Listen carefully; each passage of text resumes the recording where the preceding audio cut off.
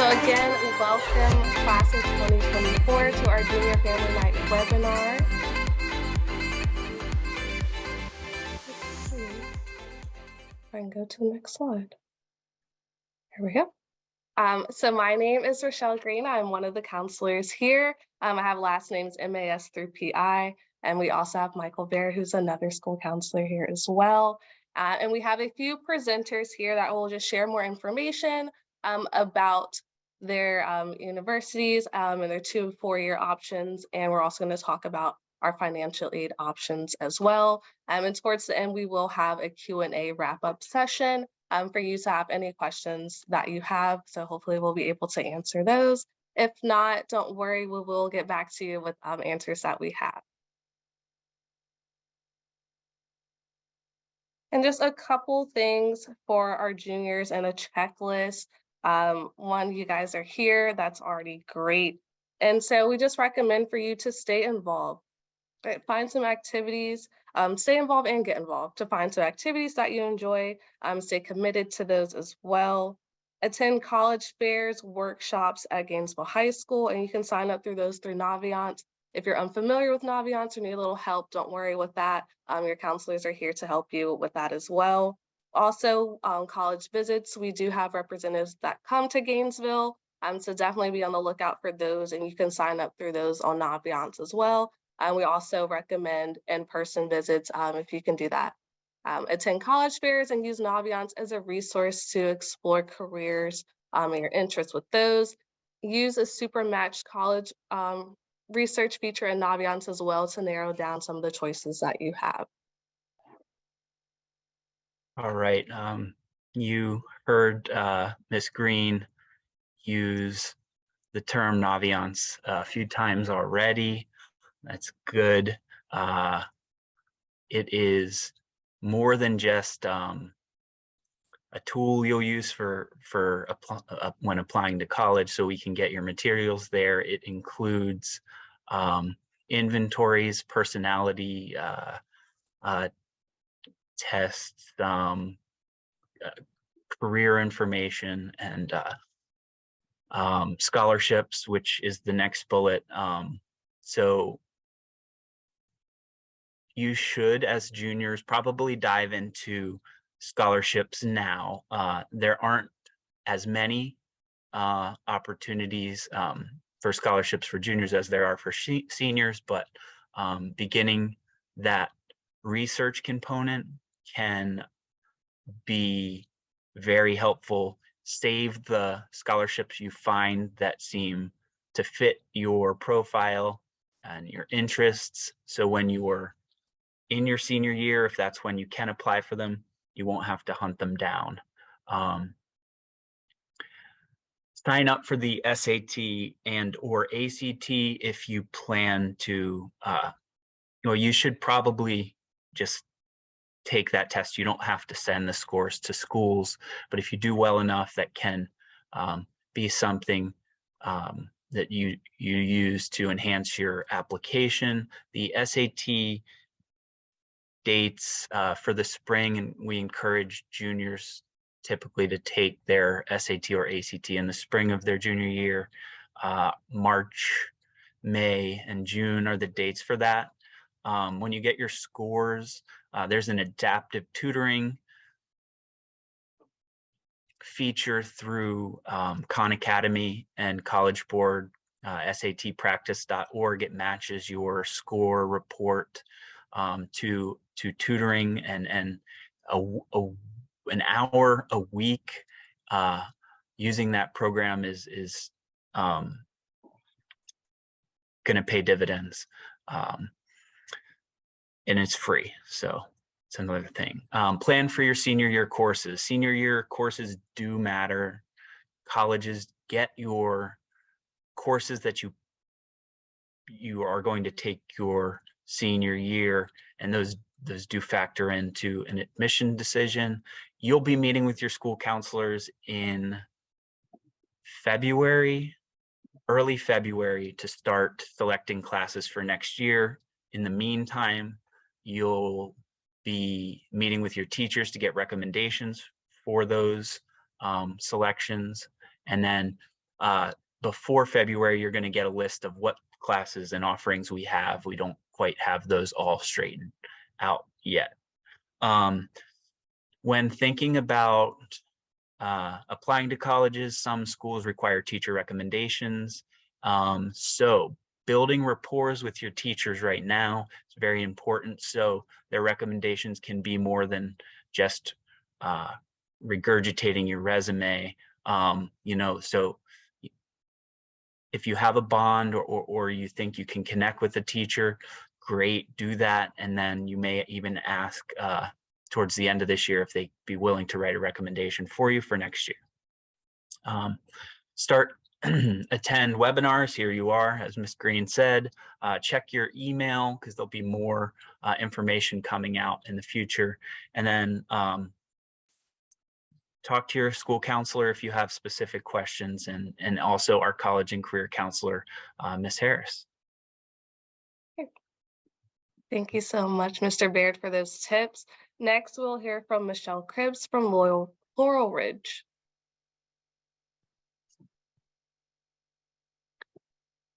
Okay. And again, just have to pause a minute while we switch screen features, but thank you all for being here and thank you for having me.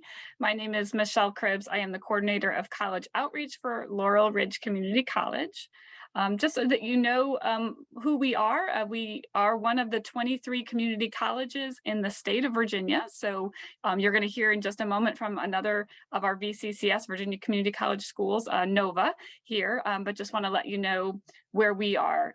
We also have undergone a name change in the last year. So for any of you that have heard of Lord Fairfax Community College, we are the same institution, again, just did undergo that name change last June.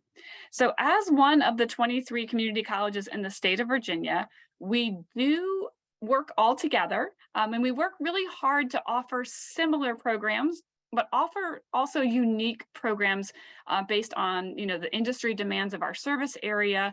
And I'm hoping I'll be able to show you our website because I do know that in giving presentations in this format, oftentimes you are going to have ongoing questions as your research and as learning more about what you want to do post high school. Like I said, it's just a progressive conversation and a dialogue as you move through high school and then in those post high school years. So just want to give you some options.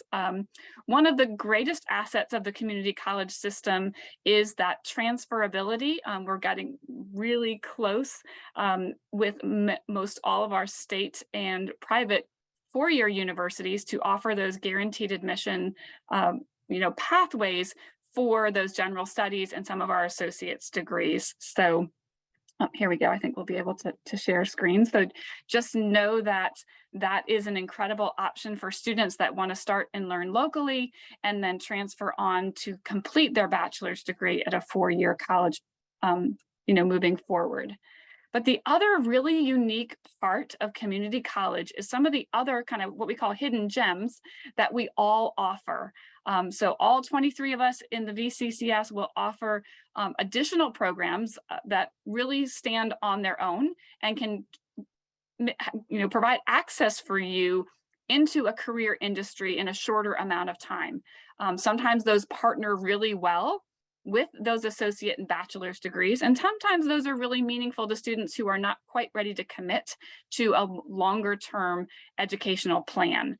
So again, I'm sharing my screen to show you the website. Again, sometimes it's just helpful to have a quick overview of that navigation. And I'm just gonna start by scrolling down to show you how to look at the programs that we offer.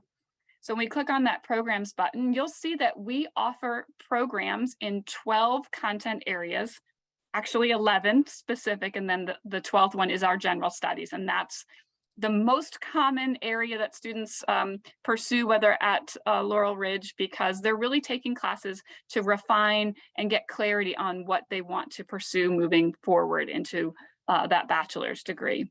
But I also want to talk more specifically about those shorter term options for students, and I'm going to use healthcare as an example just because it offers a great examples of that, but you can find these same types of programs in many of our other content areas, like trades, computer and information technology. So you can spend some time maybe digging in deeper to what your career or your pathway interest might be. So when we look at healthcare, you're going to see our website is organized at the top, starting with degree programs. That means associate degree programs. Those are approximately 2 to 3 year programs that are about 60 college credits, about half of a bachelor's degree. Some are very specific. You'll see dental hygiene, EMS, nursing. Others are more general, health profession specialization. That's for a student that knows they're interested in health professions, but hasn't quite decided on one yet. Also know they want to move into a bachelor's degree. So that program will transfer forward. When you scroll down, the next category of programs that you will see on our site is certificate programs. Certificate programs are still programs that achieve academic credit. So you'll take a class like English 111 perhaps, but the majority of your classes are going to be industry specific. So this industry being healthcare.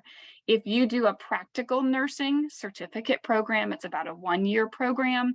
Most of your courses are going to be focused on that nursing industry. So a lot of hands-on skill type classes, balanced with a couple of those gen ed classes. So that's the intention of those certificate programs. Short term, very content specific, and oftentimes build into an associate's degree for students that want to move on to that later on. As you scroll a little further down, you're going to see a category of program called credential programs. So all community colleges offer credential programs in all different content areas, but it's a very misunderstood type of program at the community college. Credential programs offer industry credentials, and that is a set of skills that the industry designates as are vital to being successful in that profession. So for instance, if you are interested in going into the health professions industry, but you're not quite sure, or you need a better paying job in the short term, you might consider a credential program in being like a medical assistant or a dental assistant. Those result in that industry credential. So you'll sit for your test and then you'll be credentialed in that area. That allows you to put that on your resume. It really talks to the employers, a common language or a common curriculum that they know that you've completed, you've been successful, and they can hire you with confidence that you have those skills. So these are valuable programs, again, for students that really want to get into an industry, healthcare, trades, IT, in a short amount of time and learn a very specific skill. The other exciting part of a lot of our programs at the community college is that they are qualifying for more and more state grant funding. Grants, remember, are money that you don't pay back. That is money that you qualify for based on being a Virginia resident or based on having a certain income. And that new G3 funding really accounts for a larger percentage of our state population. It's incentivizing that those families in the income bracket that don't always qualify for like full Pell or maybe want to do a credential program, but still, even if it's a family of 4 making $100,000 or less, it's not always easy to then pay another $1,000 for an educational or a training program. So we know that's a lot of content. There's a lot of details that you might have questions on. So just know that at Laurel Ridge, we have a very student-centric philosophy, and we really work with students one-on-one. So if you have specific questions, we'll be happy to answer those. I've actually made a couple of trips already to Gainesville High School to meet with faculty and their staff over the last year or two to help them understand the opportunities so that they can share those opportunities with you in their conversations as well. I will just conclude that there is a lot of energy around the community college system at large, so across the entire state. You're going to see, again, a lot of funding being shared with community colleges. At our specific Fauquier campus, which is just to the south of Gainesville, we are opening a brand new trades facility in the spring. This past August, we opened a brand new health professions and engineering building that are preparing students in nursing and surgical technology, that engineering transfer pathway to our four-year schools. So there's no better way to recognize that there's great opportunities at the community college than when you see the infrastructure of both financial resources and physical resources being offered to our state students. So just know that, again, we are here to support your education and your professional growth, and we look forward to providing those opportunities moving forward. If you're interested in sort of those next steps, like what do I do next? How do I connect with Laurel Ridge after this evening? On our homepage, if you scroll down, there's a great tab that says visit us or meet us in different ways. So you can schedule a tour if you'd like to come visit the Fauquier campus. If you'd like to attend an information session, we do have an in-person trades information session in Vint Hill, which is even closer to Gainesville, in January. And those opportunities have been shared with your college and career coach at Gainesville High School, but they're also here using these buttons and these links on our homepage. So again, if an information session is something that you're interested in doing, you can attend a nursing information session, or there's that trades information session. But my contact information will be on a slide at the end of the presentation tonight. You're welcome to reach out to me. If you have a question I can't answer, I'm always helpful or willing to navigate you to the person that can best answer that question. So I will stop sharing and pass it over to our next presenter. Thank you so much. I really appreciate the opportunity to share this evening.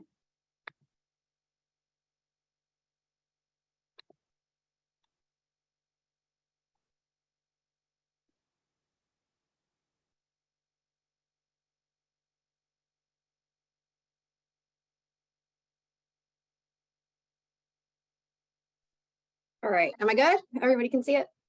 Yes, thank you so much. Okay, great. Hi everyone, my name is Samantha Ottenheimer and I'm an admissions outreach coordinator for NOVA, Northern Virginia Community College. So we are as part of the VCCS as well. And the closest campus to you would be the Manassas campus, which is located off 66, I believe a few exits north for you, if my geography is right. But that is where most of the students in your area would attend. Okay. All right, let me make sure, okay. Don't want to run over my 10 minutes. So you may not know this, but NOVA is the largest public institution in Virginia.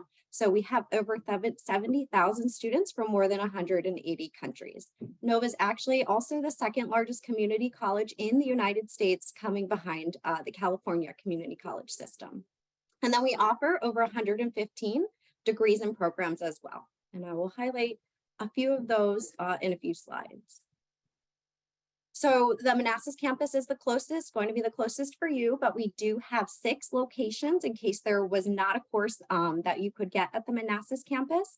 We have our Annandale Central Campus, Alexandria Loudoun, our medical education program. So I know you heard a little bit about those just now. So we have a full campus for those programs. It's located in Springfield. We have a Woodbridge campus, and then we have programs that are fully offered online as well. So some benefits to attending NOVA. So you might be thinking, why should I start my education at NOVA? You know, other than going directly to a 4-year school. So the biggest benefit to you is going to be affordability. So NOVA is about 1/4 to 1/3 the cost of a 4-year school. And I'll show a little tuition chart in a moment about that. We have flexible admission requirements. So it's open admission. As soon as you apply to NOVA, you become a NOVA student and you're given a NOVA student ID. So this means there's no test scores required like the SAT or the ACT, and we don't have a GPA requirement as well. NOVA is close to home, so I don't think Manassas is too far for you. So you are able to commute to NOVA, which is a big benefit for a lot of our students who have responsibilities at home, perhaps, or jobs that they need to keep working at. NOVA has small classroom sizes, so another big benefit to coming to NOVA over a 4-year school. You're going to have about 25 to 40 students in your course and no more than 40. So what that means is you're going to be able to get more personalized, individualized instruction from your professors. They're pretty easily accessible to you rather than having, 100 or 200 students in a class. And you're going to be able to make more connections with your peers as well. Nova has a bunch of different types of course offerings. So you can come to Nova as a part-time student or as a full-time student. You can take, one class or you can take 5 classes. We have classes fully online. We have hybrid classes, which are a mixture of online, in-person. We have your regular in-person classes. We also have some weekend classes, evening classes as early as maybe like 6:30 in the morning. So there's a lot of different offerings to meet your needs. And then Nova does have a greater academic success. So it's shown that if you do complete a 2-year associate degree, then you're more likely to go on and complete a 4-year bachelor's degree after that. And then we have many transfer opportunities, including our guaranteed admission agreements. So if you earn a transfer degree from Nova and you meet the requirements of the agreement, which are usually GPA based, no grades lower than a C. Sometimes there's a course repeat policy. Each agreement for each school is different, but if you do meet the requirements, then you are accepted into that school to finish up your last 2 years or your bachelor's degree. And we have a special agreement with Mason, which I'll talk about in a moment.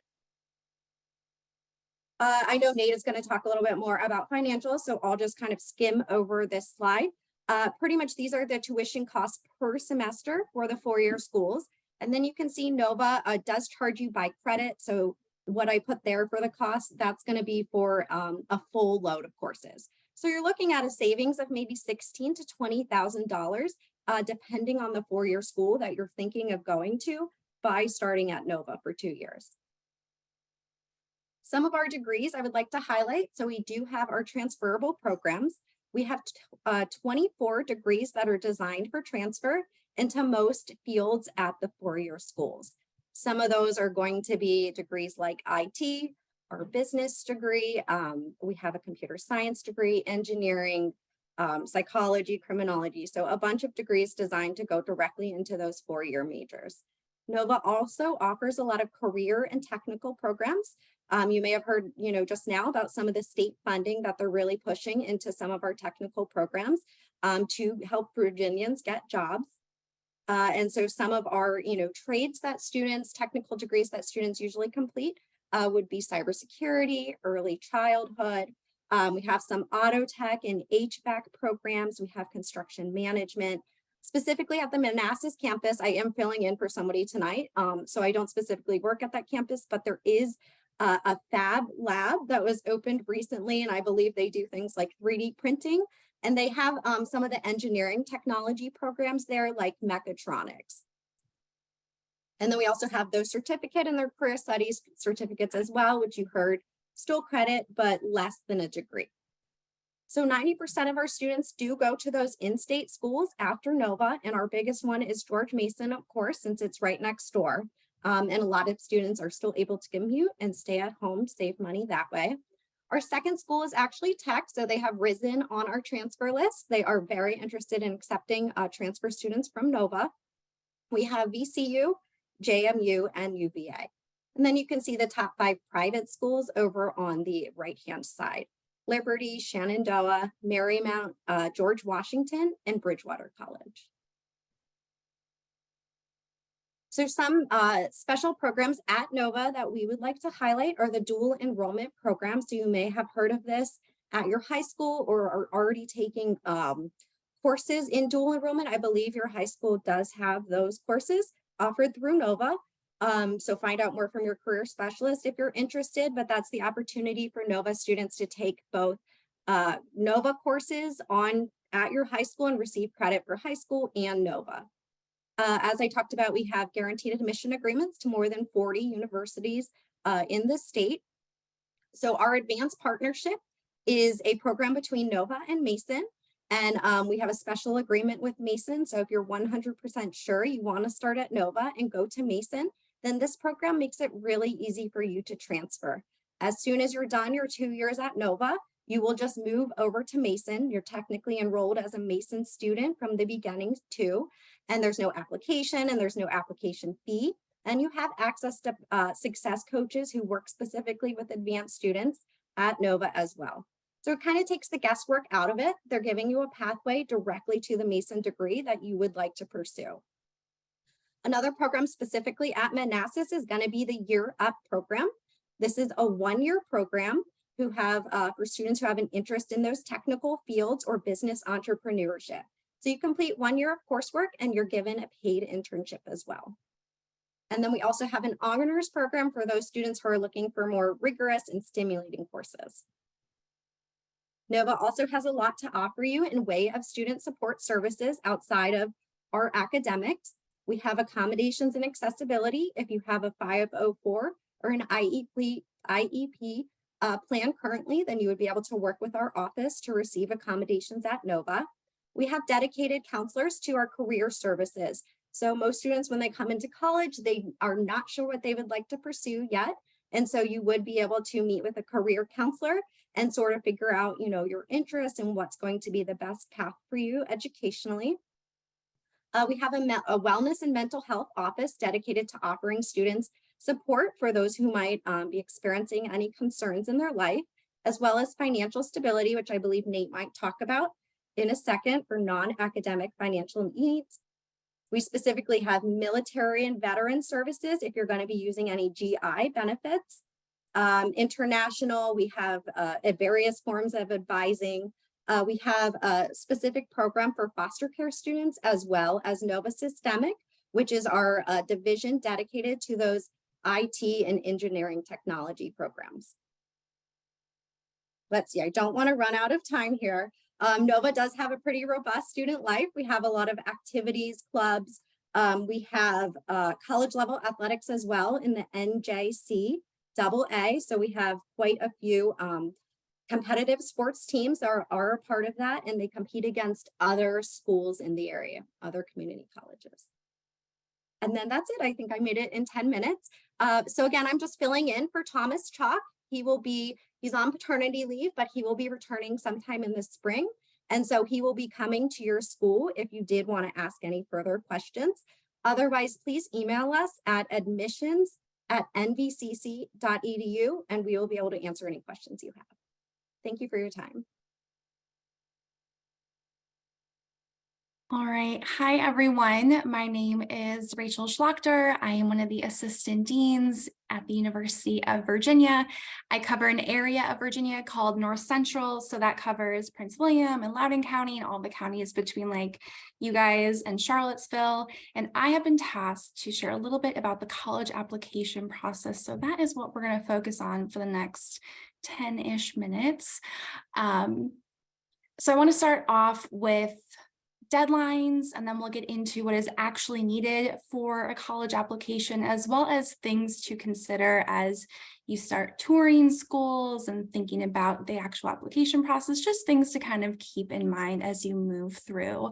So there are a lot of different times and ways to apply to colleges, and I've kind of outlined the biggest ones here. Early decision is a binding plan. So that means you are applying to an institution, and if they offer you admission, you are going to accept that offer, submit your deposit. We'll see you at orientation. We will see you in the fall. You are done with your college search for the year. So it's a great option for those students who there's no doubt in their mind that, this is the school for them. If we're going to say yes to you, you're like, absolutely, sign me up. It's also, a plan for students who might not need to take financial aid into account. So I think if you really are going to focus on the financial side of things for your college application process, it might be better to stick with a non-binding plan.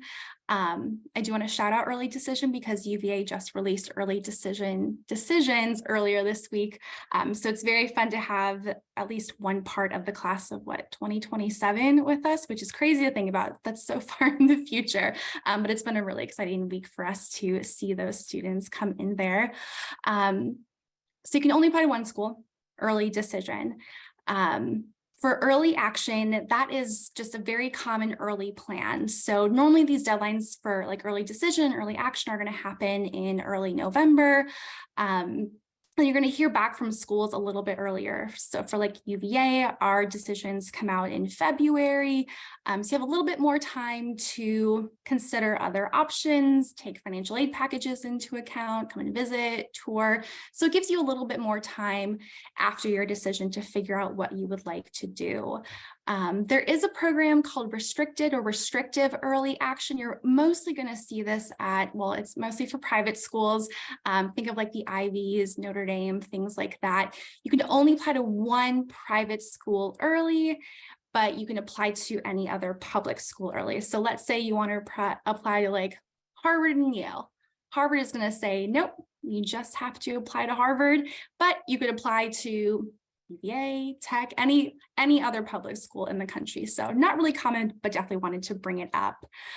With regular decision, that is going to come along a little bit later. So mostly in early January is going to be that deadline. So if you need more time on your application, you want to see senior year grades in your file, that might be the best plan for you. And then other schools offer rolling admission. So they will, go through their round of reviews and then be releasing decisions as they come out. I used to work at an institution that did rolling admission. So every Friday, our letters were printed and our acceptance boxes were put in the mail for students. So those are your options. What do you actually need to submit and then start thinking about in your junior year? Honestly, juniors, biggest thing to focus on right now is doing well and finishing out your junior year strong, preparing for senior year, taking on a challenging course load that's going to be manageable to you so you can find that academic success, and then finding some extracurriculars to be involved in. So not too much to focus on right now, but in your future, this is what you're going to be looking at. So there are a lot of different ways to apply to college. There's a lot of different applications that we'll use. Common App is the most common, and there are hundreds and hundreds of schools on that application. So you just fill it out once, select the schools you want to apply to, and then it's sent to all of those schools when you hit submit. There's also the coalition application, which is similar. And then some schools might have their own specific application for you to fill out. When we think about the application process, there's a lot that we look at, and admission loves buzzwords. So I think one of the biggest ones that we use all the time is holistic admission. So it means the whole person. We're not just looking at your GPA or a test score. You're more than just the numbers and letters on your transcript. So think of it as academics sits in the middle, and then everything else kind of fills in around it. So everything is looked at, reviewed, and considered for possible admission. So with the transcript, we're looking to see, the courses that you've taken, the grades you've received, how has your academic kind of portfolio come together over the years. And as you moved up through high school, when challenging classes became available, did you take advantage of those opportunities, and how did you do? Another thing that we love to talk about is an upward trend in grades. So your transition to high school might not have been the easiest for applications that we're reviewing right now.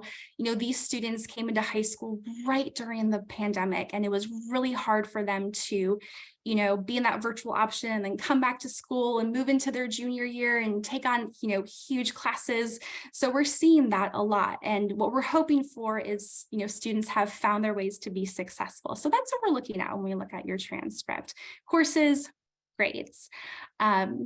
With testing, as mentioned before, great tip, definitely consider at least taking a standardized test, SAT or ACT. A lot of schools are going test optional, but it might just be nice to have one in your back pocket. You might not need it for admission, but you might need it to be eligible for scholarship. So always good to just have that there. So test optional means that is up to you on if you would like to submit testing. Some schools require testing, so you do have to submit a score. And some schools are test blind, meaning that they won't look at testing at all. It is not a part of their review process. As I mentioned before, extracurricular activities. This is my tagline: do what you love what you do. Make sure to share that with us. Quality over quantity is kind of what we're looking for here. I see a lot of students who maybe have found their interest in sports or clubs or volunteering, or they have a job that they go to every single afternoon. They found a couple of ways to really be involved. Other students have kind of found their interest in many different places and have kind of found a different path and given things up and found new things over the years. That's totally fine. We're just looking to see that you're giving kind of commitment to those things rather than just like an hour here, an hour here. Shout out to all of my athletes that tend to be not just in one sport, but 3 sports, or you don't just play during, the high school year, you play year round on a club team. So we understand that you're very busy.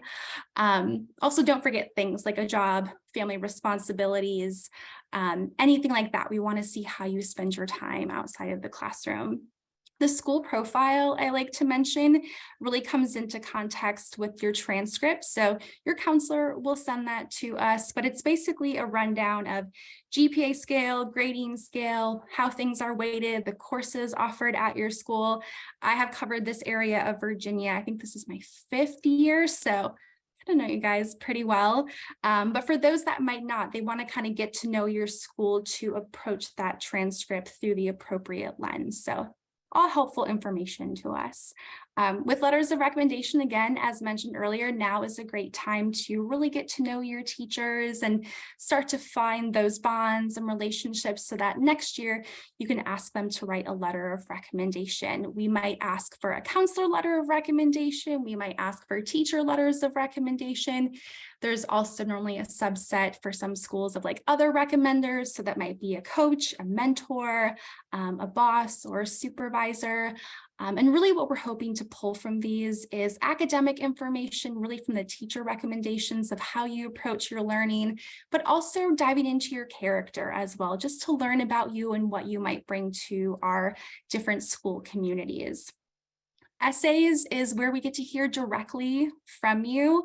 I think as you move into spring and summer and schools will release their essay prompts for the year, it's a great time to kind of start brainstorming, what would you like to talk about? What do you think should really be included in your application for an admission officer to learn about you? And there might be some other things that schools can offer. So maybe it's interviews, maybe they track demonstrated interest. So how many times you visited or emailed the office, or if you visited them at a college fair, that might factor into their decision for you. Art portfolios, writing samples. So really, long story short is we're all kind of similar in what we need, but different in some regards. So my best tip for preparing for the application process is to stay organized. I love an Excel sheet, maybe color code it a little bit. Make sure that you're hitting deadlines when you need to, preparing your strongest applications so that you can feel really confident during this process, because I know it's stressful and you want to present your best self through that process. So I'm going to stop things here, but if you do have questions, happy to answer them at the end. Thanks.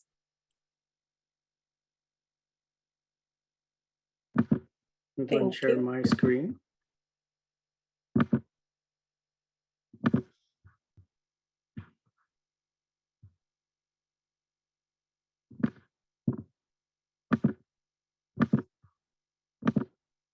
Okay, folks, I will try to be quick over here.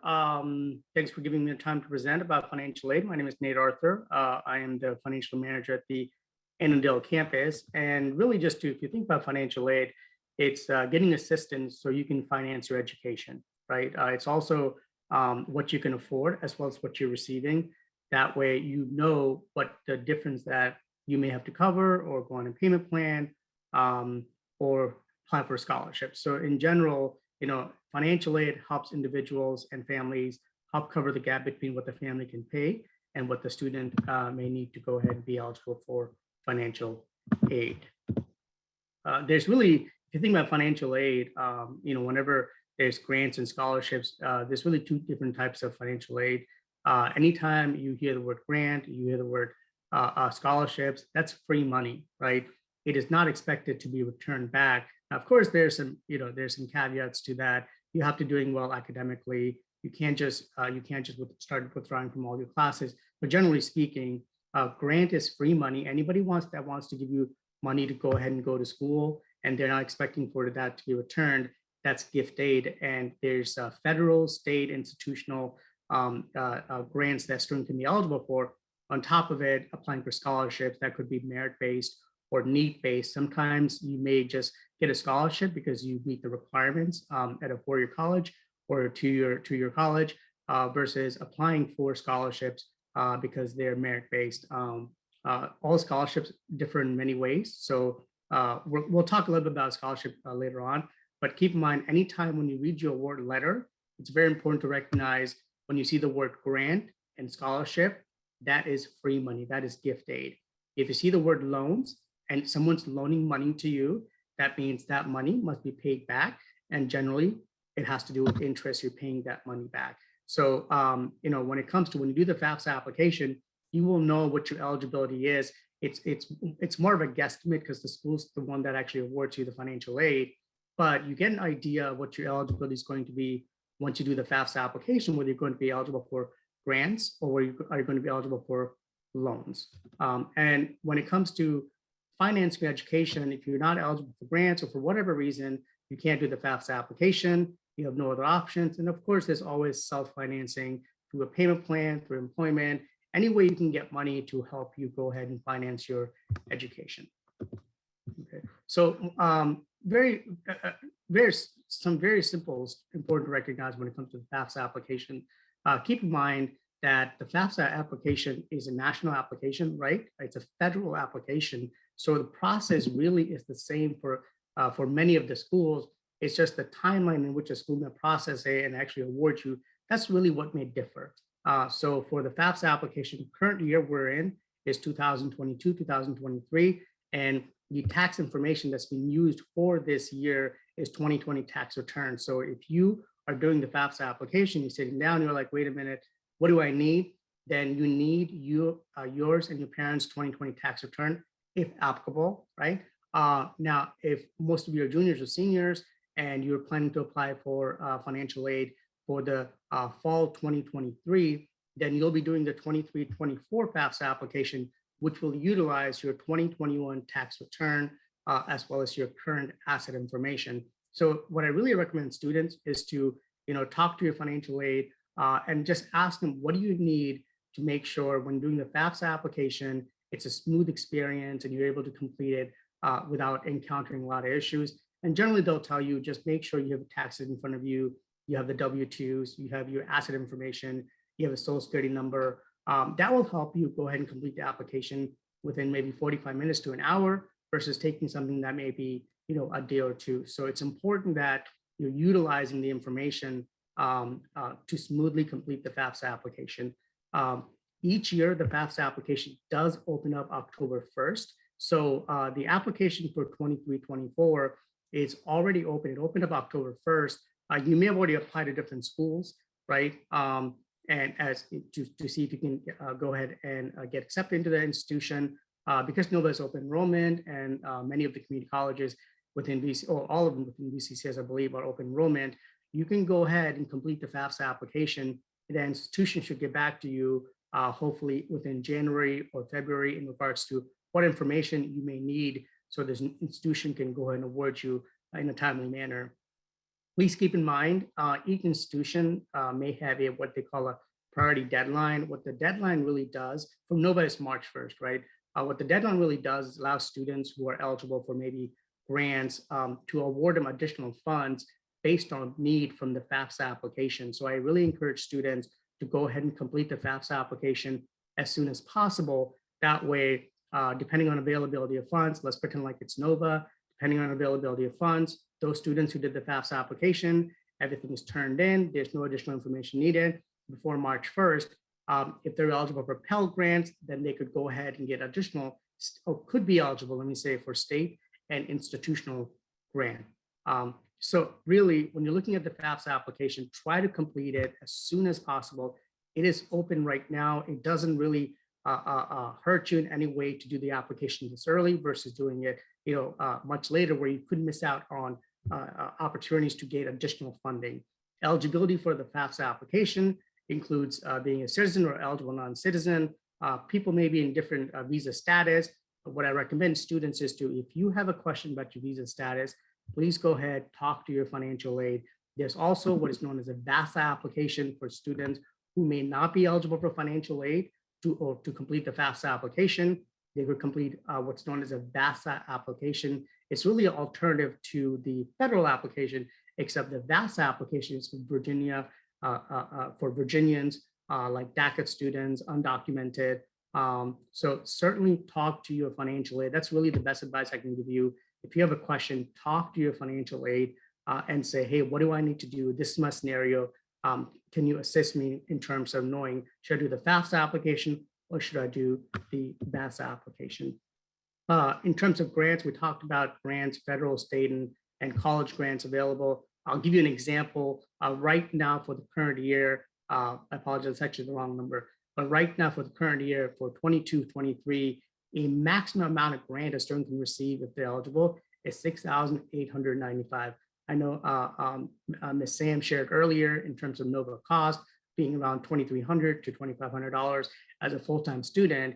If you're eligible for about $6,895, you can understand that it will cover fully your total cost to be a full-time student at NOVA, and really a lot of the Virginia community colleges, because they tend to be cheaper in general versus maybe four-year universities, private institutions, out-of-state, or out-of-state and private institutions. So have a conversation with your parents, have a conversation with those who are going to be assisting financially, and see, you know, what is your best option? Are you financially ready to go ahead and go to a four-year university? Are your parents financially ready to go ahead and finance your education at a four-year university? Just keep in mind, you know, if you're going to a four-year university, if you're going to out-of-state especially, look at the award, the scholarship, the financial aid institutions giving you. That way you have enough time, you have enough budget to plan. What's your best choice when it comes to going to the right institution financially, academically, and also consider you know, job prospect once graduating from the university. Those stats are available for the universities, whether it's community college or a four-year institution or a private school. Always keep in mind that there's always a work study option where students can go ahead and work on campus. There's different types of options. You can work on campus by doing the FAFSA application and being eligible for work study. It does provide additional funding for you to go ahead and earn and utilize resources that is around you. I know Ms. Michelle Cribb, she spoke a little about G3, so I'll just leave that alone. But for G3, NOVA also utilizes G3 funds, and so do a lot of universities in the state of Virginia. It is super important, super helpful. And one thing I'll add is, and I know most people may not relate to this, but G3 is eligible for individuals who also have a bachelor's degree. And that probably won't apply to anybody here, but if you have a family member who's interested in pursuing a social applied science, they could be eligible for G3 even if they have a bachelor's degree. Okay, I know we spoke a little about scholarship, and similar to what was spoken about UVA in terms of applying. You know, when it comes to scholarship, make sure you pay attention to the question, you answer the question, and just like you would be writing a really good paper turning to your professor or your teacher, please make sure the punctuation, the grammar, the spelling, all that information is correct. And more importantly, you really stick to the question, what is being asked. That way you can go ahead and compete for that scholarship. So take your time when it comes to applying for scholarships. Lastly, if you have any questions, and Ms. Samantha probably provided the similar information, if you have any questions, financial aid at NOVA is available in pretty much any way you can imagine. You can contact us through a phone number, which is 24/7. You can write us an email. You can go to our support center. So anyway, anyway you feel like you want to call at 3 in the morning, go ahead. Probably should be sleeping. If you feel like you need to call at 9 a.m. in the morning, no problem. If you can't reach us, you want to send us an email, we will try to get back to within 2 to 3 business days. We're very efficient in terms of responding to students. I think that's one of the best things NOVA does, and probably a lot of universities do the same thing. Thank you for giving me the time to speak. I'm going to go ahead and stop sharing.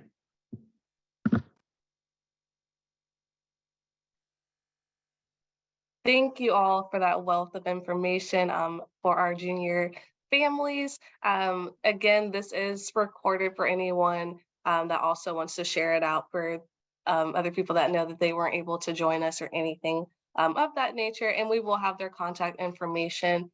As of right now, we will open it up for a Q&A session. So if you do have any questions, you can open it up in the chat.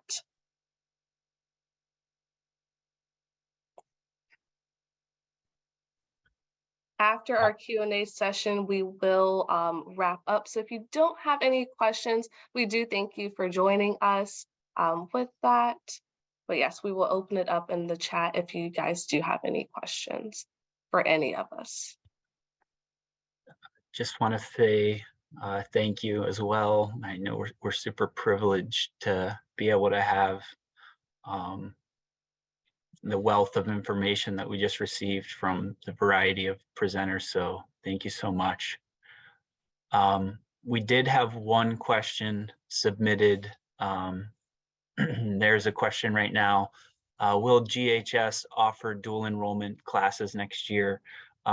We don't have the list of classes that we're going to offer next year completed as of yet. So unfortunately, I'm going to defer. We're going to have to put that one off until we have that. That should probably come out in January. So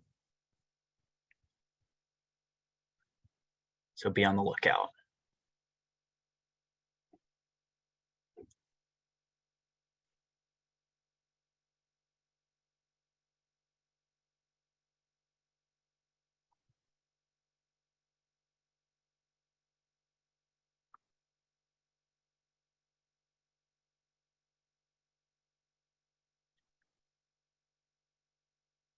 Seems like a popular topic. How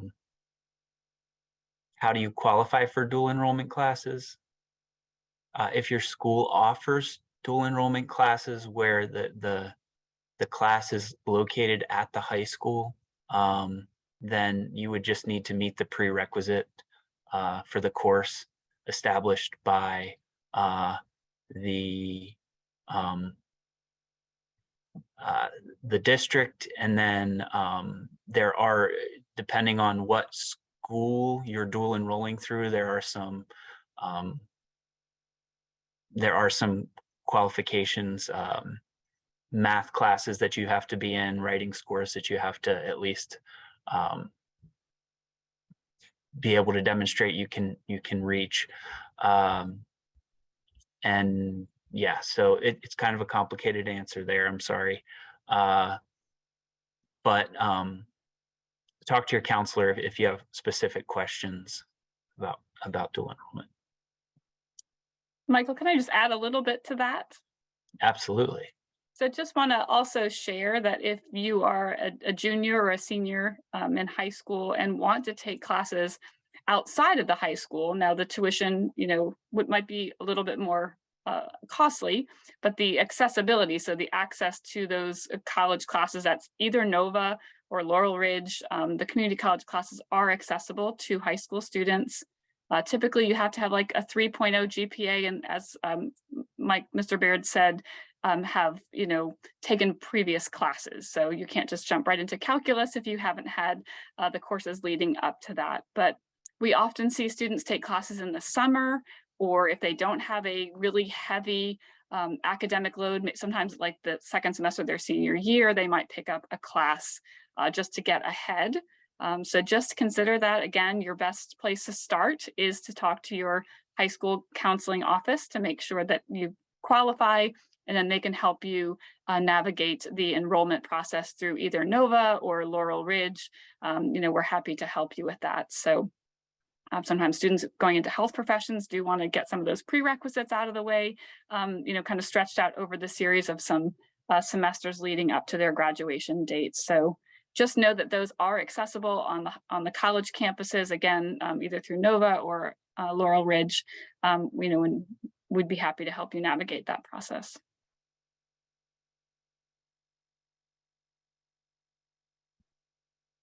Yeah, thanks for adding that.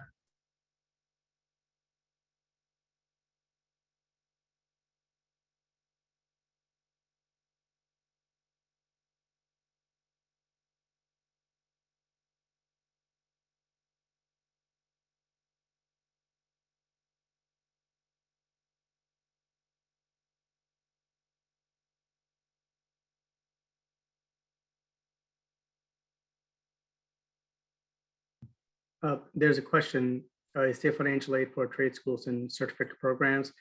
The answer is it depends. You really need to look at the, need to contact the school in which you're interested for the certificate or the trade school, and just ask them, is this eligible for financial aid? And they will go ahead and let you know. At Nova, many of the certificates are eligible for financial aid.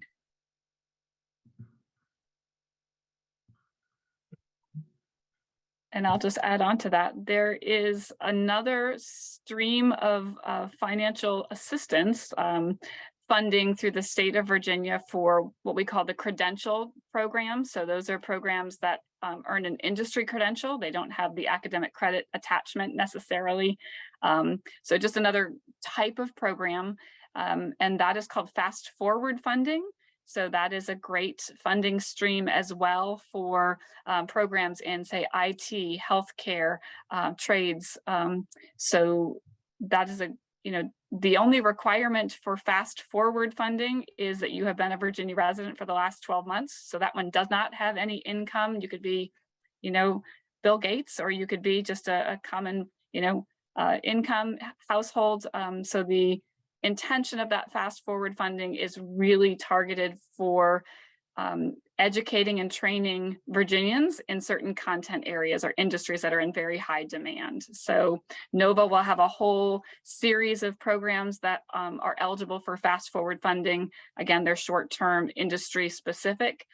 We may have some that are similar, but we also may have some that are different because the Laurel Ridge service area is very different from the Nova service district. So we really try to focus on programs in our immediate communities that are going to help provide access to professional and industry opportunities in those areas. So again, if you express interest, I just encourage you to reach out to the representative of those schools, because they can have that individual one-on-one conversation with you and really give you more specifics. It's hard to really keep it narrowed down to a short time frame. I did want to add one note for four-year institutions, because Nate brought up priority deadlines. So most schools should, they have their admission deadlines, and there's also priority deadlines for financial aid. So for us at UVA, that means about a day or two after our offers of admission go out, our financial aid office also sends out your preliminary financial aid package. So remember to use those deadlines so that you literally have months and months to, consider your offer and have everything together. So yeah. Another thing to add to your potential Excel sheet is priority financial aid deadlines.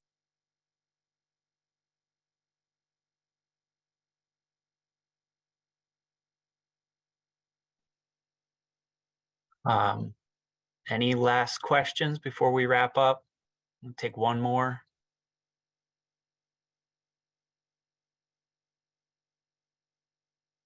All right, well, this will be posted eventually. Our wonderful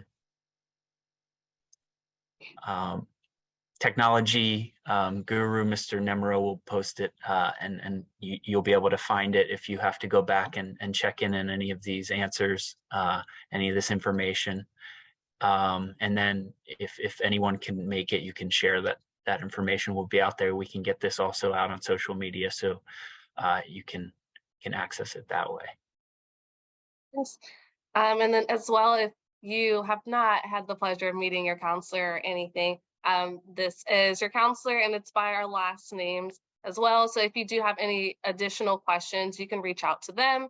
If there's anything that you need or any other support, if you do want to get in contact with any of the panelists, you can also email your counselor, and we will be able to get you connected with that. Again, we just want to keep adding tools to your tool belt to ensure that you're going to finish your junior year strong, and to ensure that we're in a good space as far as what we need for the senior year and upcoming. So thank you all for joining us. Thank you again to our lovely panelists and just the information that you shared with us and the families. So at this time, we will end this webinar. Again, thank you so much, and I hope you guys all enjoy your night.